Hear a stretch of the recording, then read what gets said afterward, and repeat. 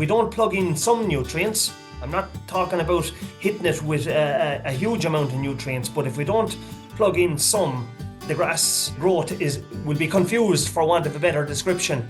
It'll be kind of cutting its cloth according to what's in the soil. But if it sees nutrients and a little bit of a nutrient addition in front of it, it'll respond. I'm joined this week by David Wall, Teagasc Researcher in Johnstown Castle, and David joins us to discuss correct nutrient management use on dairy farms this spring.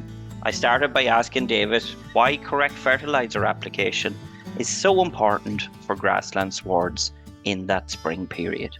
I know lads are busy, or farmers in general are busy thinking about cows calving and everything else, but producing the fodder there to let cows out and set up the year is really critical at this point.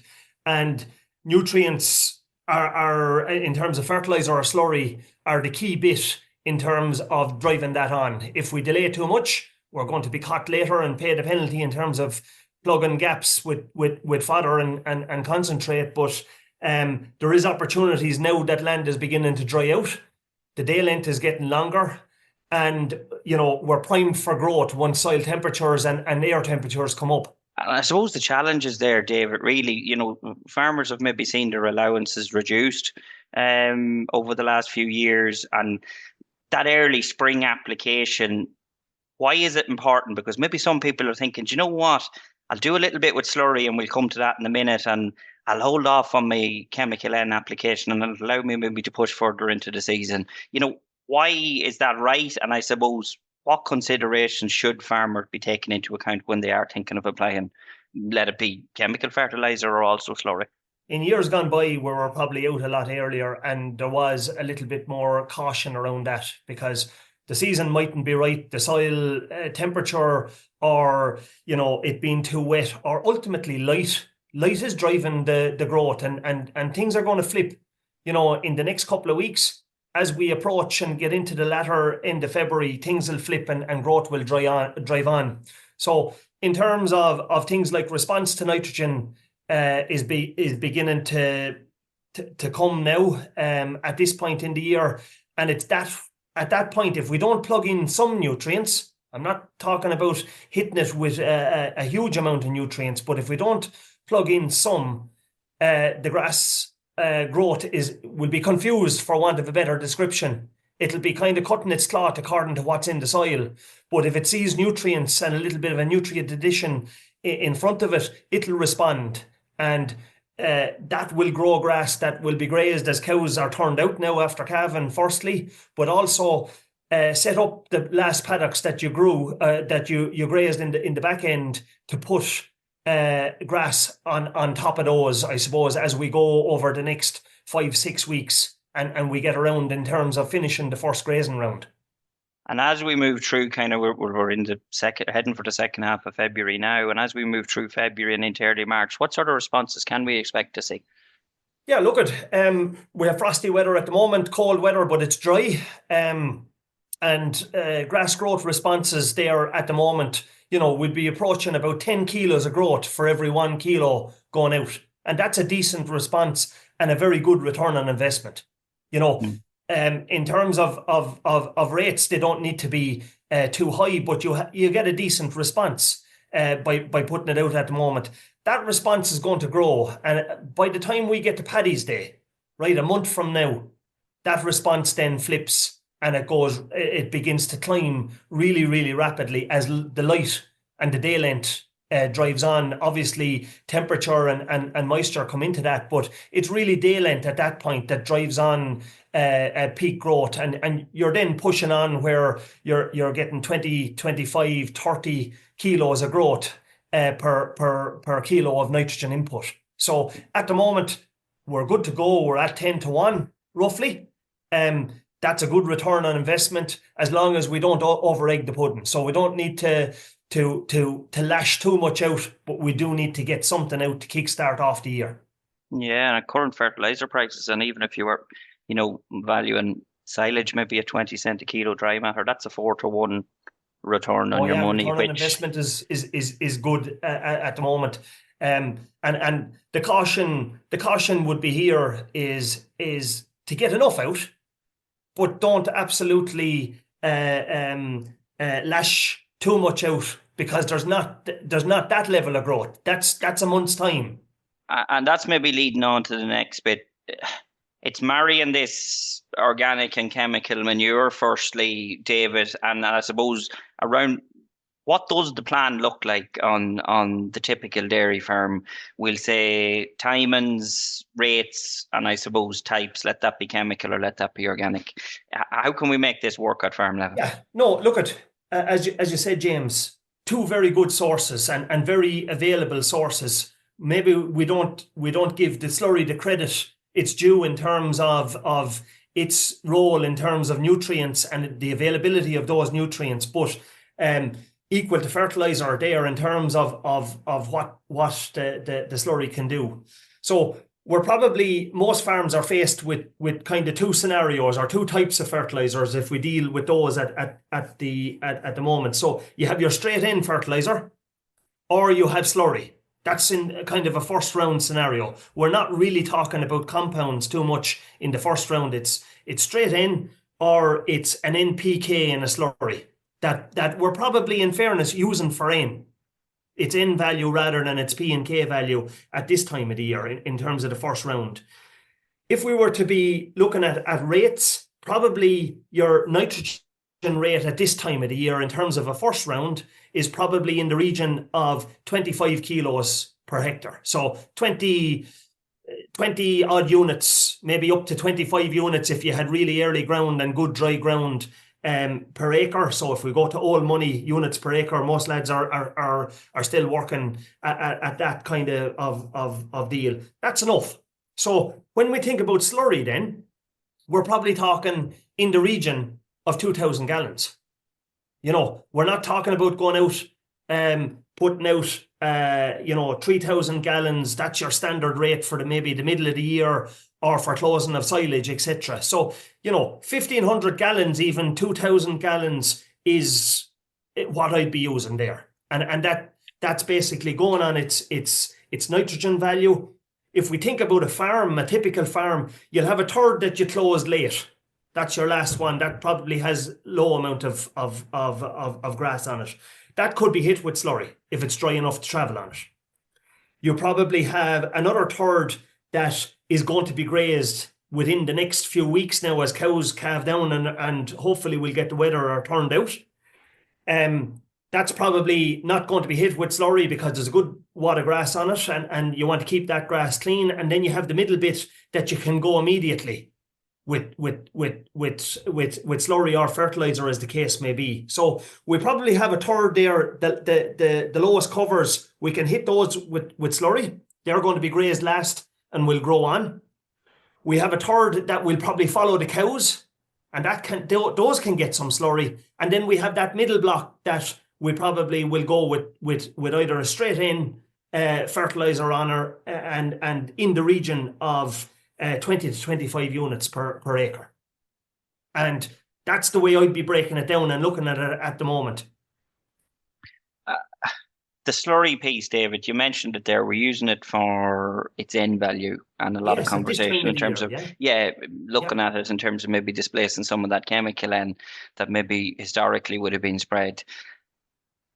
There's only so much slurry produced on farms. Yeah.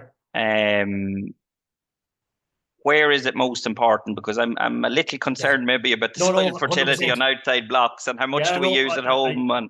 I understand totally where you're coming from, and when you're looking at the slurry tanks at this time of the year, you think, Jesus, there's an endless supply. There's too much slurry, and it keeps coming. However, this is a really critical point. So slurry, in terms of targeting slurry, most of the value of the slurry, 3/4 of the value of the slurry is actually the P and K, right? So while we're spreading in the first round because it has a nitrogen value and it'll displace a little bit of your chemical fertilizer, preferably if those were going on a third of the paddocks at this point, it would be paddocks with low P and K fertility, so that you maximize your N, but you also maximize the P and K value.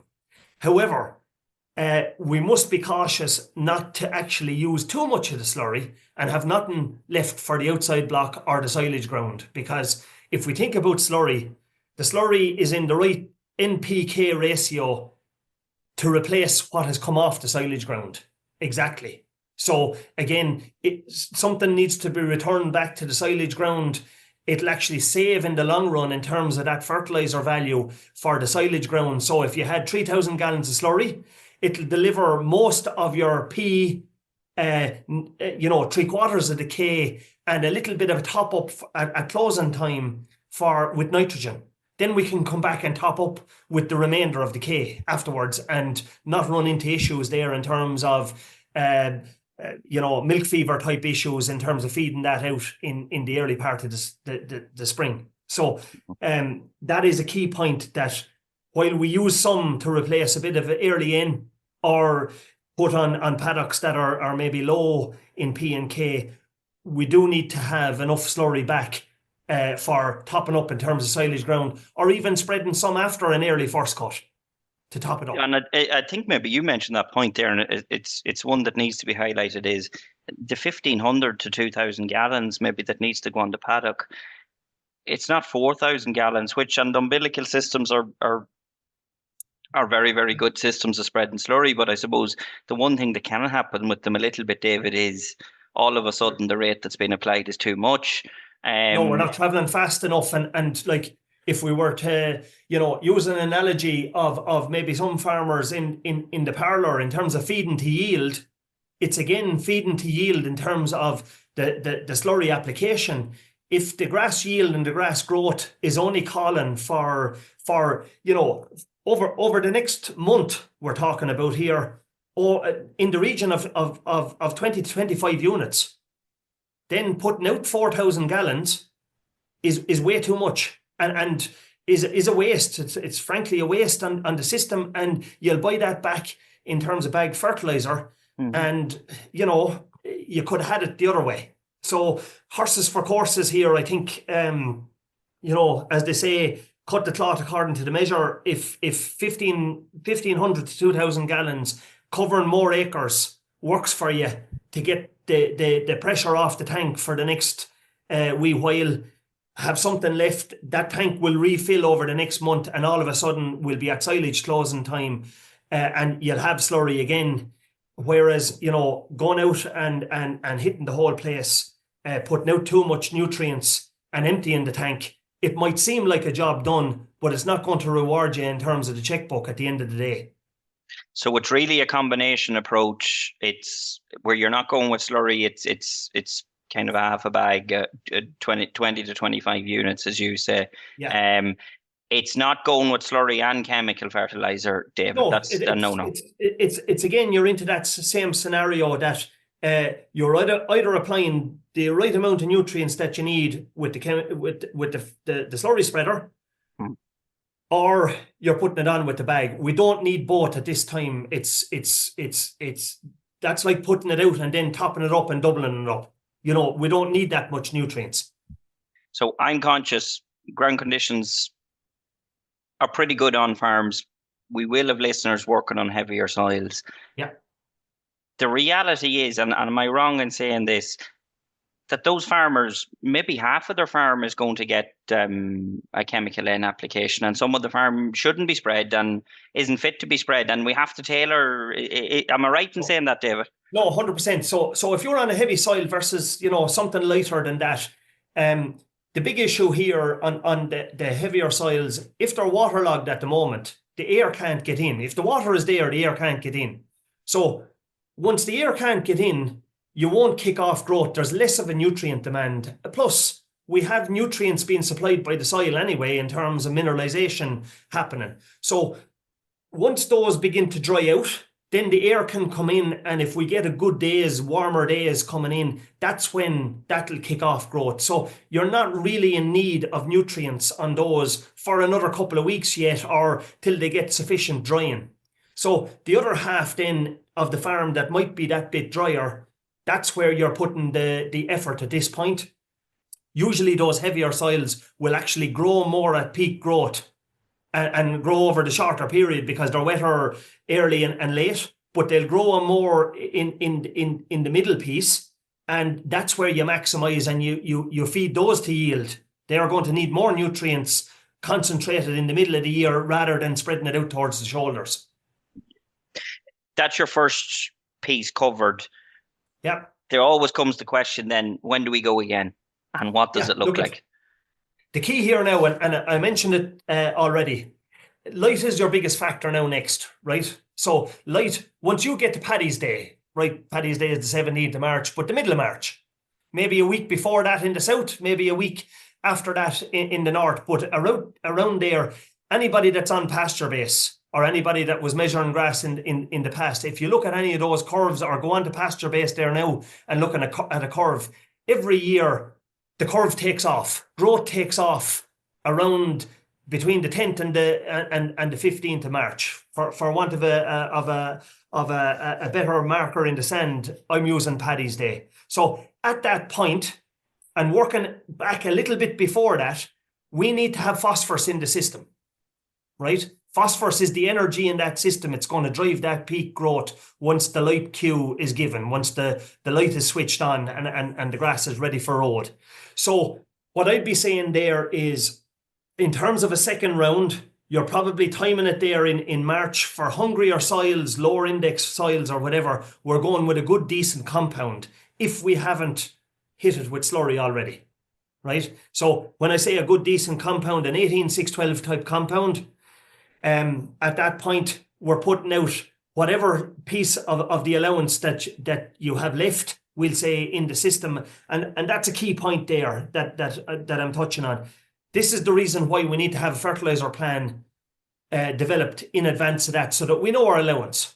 You know, anybody without a fertiliser plan, your allowance, P allowance in terms of chemical fertiliser input is zero.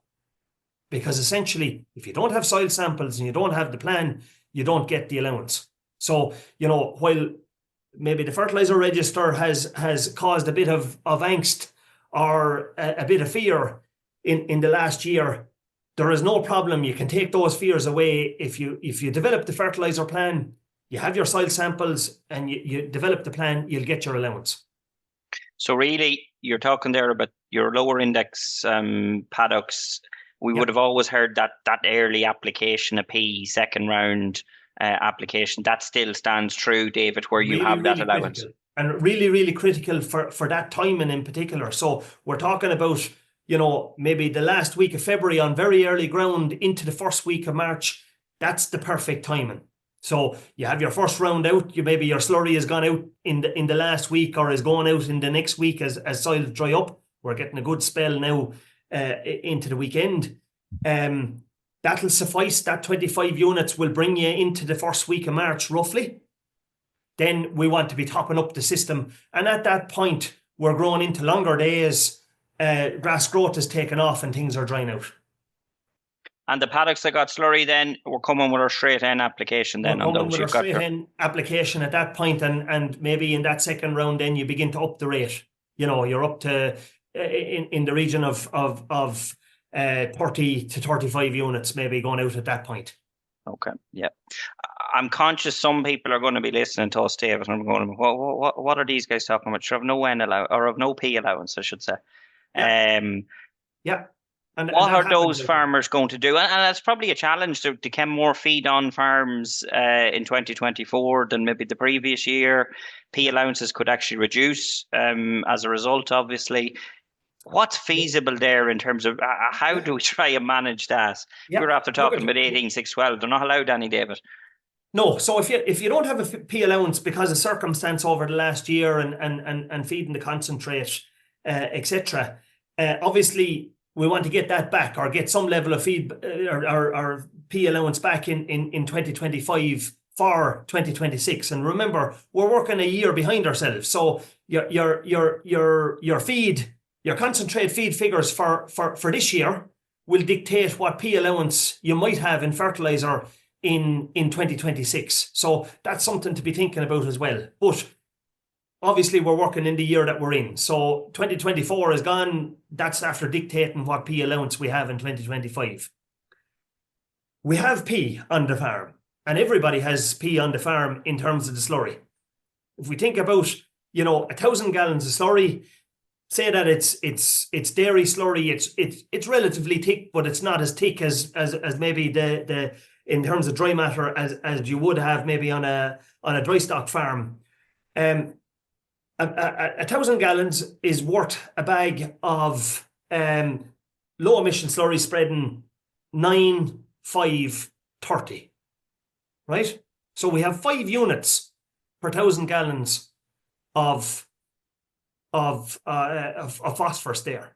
So this why it comes back to, if we're spreading all our slurry based on its N value, just its N, and just considering that and replacing nitrogen in the first round, that's a bit of an opportunity lost, because if I don't have a P allowance, I want to be hitting the index 1s and the index 2 soils with some level of P to drive growth in that second round coming into March. So again, it's really important that we save some slurry and we do the job that I was talking about, or we were talking about, in terms of 18-6-12 with the slurry. It's the same thing, same principle. You know, in terms of the availability of that P in the slurry, all those 5 units are going to be fully available there to the farm over the year. So again, you know, you might have been putting out a bag and a half of 18-6-12 in that period. You know, 2,000 gallons of slurry will do the same thing. Yeah, so it's really it's identifying those paddocks now that do need P on farms, and it's making sure that they do get a slurry application this spring at some point, isn't it? Yeah, and like, you know, if you're waiting to get the fertilizer plan done in the next few weeks and you want to go with slurry, now it's no harm just digging out the soil test reports. You know, you have them identifying those few fields, and then that can be worked into the fertilizer plan that you sit down with your advisor in weeks to come with. So, you know, getting some of that slurry out now is fine. Target those paddocks, but certainly in that second round, if there's slurry going after the cows graze, it would be good then to pull out, if you didn't have a P allowance, pull out those paddocks that are index 1 and 2 after grazing, and hit those in terms of around the slurry. The chemical N piece, I just want to go back to it. The farmer that doesn't spread it, and the question always comes up, you know, the N fertilizer I spread today, David. Yeah. When is it being used? How long will it do? There's always that question. It just doesn't go to work, I suppose, No. tomorrow. Like, and that's, you know, these people that maybe are holding off, the importance of getting this timing right. You've said it there, the 20 to 25 units now in mid-February, and coming back again around that Paddy's Day piece. So James, like on that one, typically we're spreading a urea type product, you know, a straight urea on some farms, but you know, what's probably more likely going forward, it'll be a protected urea, but it's a urea source of N nonetheless.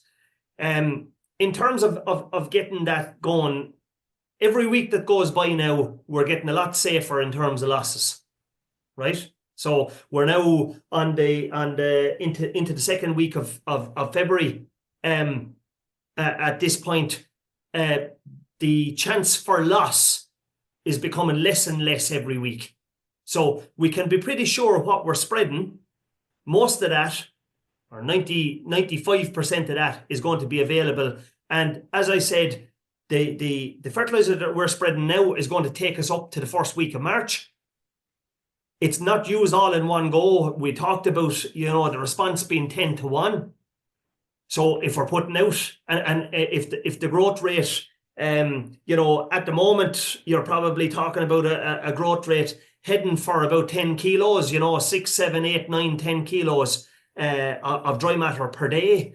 That's going to utilize that 20 to 25 units that you put out now over the next 3 to 4 weeks, you know. So if we delay by a week, or if we delay by 2 weeks, that's kilos of growth that we're missing out on going forward, you know, over the next days, and that's fairly significant. You know, if you're growing in the region of 10 kilos per hectare per day, you know, over 7 days, that's 70 kilos.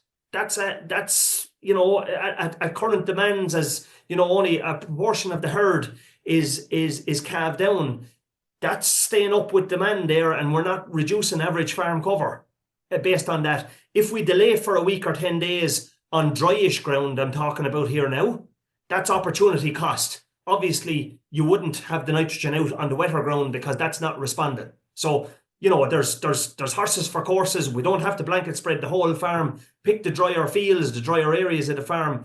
Get your nitrogen out now. Don't put out too much. We're talking about 20 to 25 kilos. That'll see you right and see the opportunities to grow grass on those areas stay up with demand on the farm. And the other question which is cropping up a little bit is some heavy covers on farms, maybe even parts of the country that got snow and covers not maybe just looking like you'd like them to look, David. Yeah. Often people maybe stay away from them. Are they the most important ones to get an application of nitrogen to kind of freshen that sward? Yeah, look at again, growth is coming now. You might think that the cover doesn't have potential to grow more, but obviously in a low light situation, and I said the light is going to start increasing now. Once we get to Paddy's Day, you'll have full light, you'll have longer days, and growth will really take off. But in those swards with the heavier covers, you have more canopy to take up light to start off with. So more potential there for more growth and for nitrogen uptake in those swards than a very light sward or a very low cover. So again, a small amount of nitrogen on those swards will freshen them, will get them going. Plus that nitrogen that's harvested at the moment, once those swards, heavier swards, are grazed off, they'll be ready to go. They'll have nitrogen in them and they'll be primed somewhat.